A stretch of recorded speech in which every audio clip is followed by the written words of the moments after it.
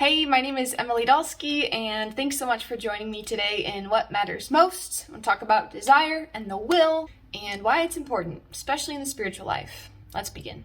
So I love Insanity, which sounds kind of insane, but Insanity is this crazy workout regime that involves a lot of cardio, a lot of strength, and it's pretty much nonstop for the entire video. And I've been doing it for about a year now.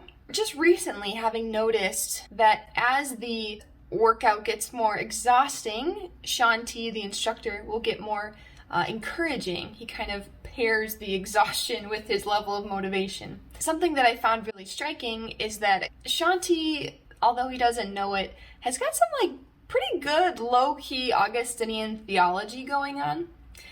For example, as things are getting really hard in the workout, he'll say something like, "You have to want it. I can't want it for you, but you have to want it. You have to want it for yourself." It's actually really encouraging to hear because at this point, you've probably been doing jumps for 10 minutes. You're totally burnt out.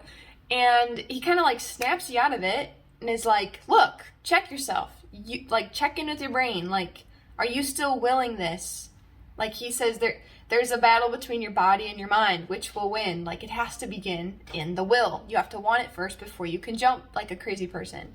And this was really striking to me as I've been studying Augustine recently. And Augustine talks about the will in a very particular way. And just to give one small example, you think about the fall. So the fall of Adam and Eve. Augustine would say actually that the fall, the first sin, wasn't when the parents, Adam and Eve, first plucked the fruit. The fall, the sin, actually occurred first in their will. Adam and Eve first decided privately, I'm going to disobey God. And then the action of taking the fruit was simply a manifestation of what they had already decided in their will. Augustine kind of uses this example to say, look, any action we really do that we see is some kind of manifestation of what's been decided in our heart. I think it's helpful when we think about the spiritual life that if we aren't deliberately choosing the good, if we're not choosing the things of God, it's easy to drift in our choosing or not to be conscientious of what we are moving toward. And the spiritual life is all about making conscious decisions to follow Christ. And so this is just, I guess, a bit of encouragement to say, the spiritual life, you have to want it. It begins in your will. If you don't want it, it's not going to happen.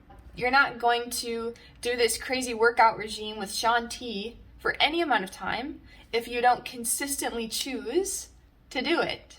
It has to first start in your will before you get off the couch. You have to make a decision. Yeah, I want to do this. Same thing with the spiritual life. You're not just going to spring off the couch and grab your rosary unless something was premeditated in your will and you said, yeah, I want to pray a rosary, and then you grab your beads and you pray the rosary. So just to, I guess, have you think about the spiritual life in this way and to encourage you to keep desiring it, because when our desire falls away, it simply won't happen. And that would be a great tragedy, because we do have the ability to choose, and that's the rub. We do have the ability to make these decisions and to have a virtuous life and pursue God. So those are my thoughts on Augustine, Insanity, and the importance of choosing in the will, not to neglect our will in how we live our lives. I'd love to hear reactions or insights that you might have in the comments section below. And as always, feel free to subscribe to join the conversation. Thanks so much, take care, and God bless.